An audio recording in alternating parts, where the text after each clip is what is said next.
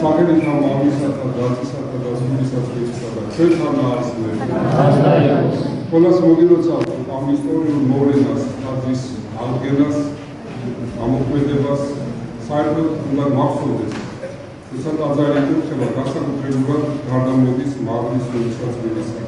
ეს ნიშნავს იმას, რომ სადაც ეს ტაძარი მდებარეობს, იმ სოფელს სიცოცხლე უგუნდება, სრულყოფილი ძალა ეწევა და მაგრამ თუმცა აი დიდი მოწყალედისათვის, რომ აღდგეს უძველესი ტაძარი მიწების სახელობის მე მინდა განსაკუთრებით დავუწყო ტიტორი აღშენებელი აღგენელი ამ ტაძრის ბატონი დიმიტრი ზაკისაშვილი მერქვა დავუწყოს მისი ოჯახი ის ადამიანები ვის დაეხმარა გერში დაუდგა მინდა რომ ყველა დავუწყო ეს არ არის შემთხვევითი თუ ადამიანს რწმენა არ აქვს თუ ღვთის სიყვარული არ აქვს მარტო ფული არ აშენებს ტაძარს აუცილებელია სარწმუნოება აუცილებელია სამშობლოს სიყვარული მოყვასის სიყვარული და დღეს იქნება დიდი საქმე გაკითხა რომ აი ამ ტაძარში ის შვილი საიდუმლოება აღესრულება რაც ეკლესიაშია დაწესებული რაც ემსახურება ჩვენი სულის ცხოვრებას სულის გადარჩენას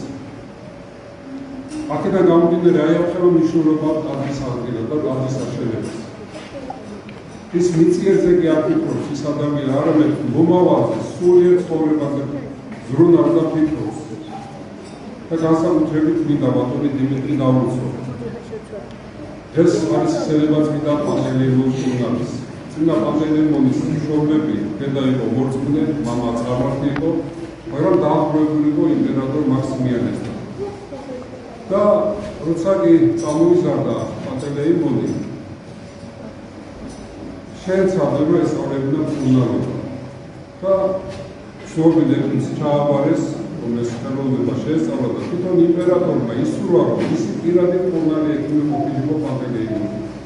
ეხლა მე რატომ უსმევ ხაზს აი ამ მდგომარეობას რომ მას მიწერი გაგებით ძალიან დიდი წარმატება ელოდებოდა, ციფრა ელოდებოდა, იმპერატორის კარზე მსახურობდა.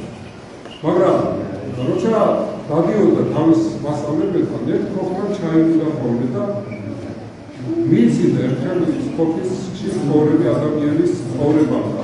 ეს იყო ერმოლაოსი, უცესი, მოძღვარი. და თქვენ ვიცით იმ პერიოდში ქრისტიანები დევიდნენ, არისროებდნენ. და ერთხელაც გაესაუბრა ერმოლაოსი, წმინდა პანტელეიმონი და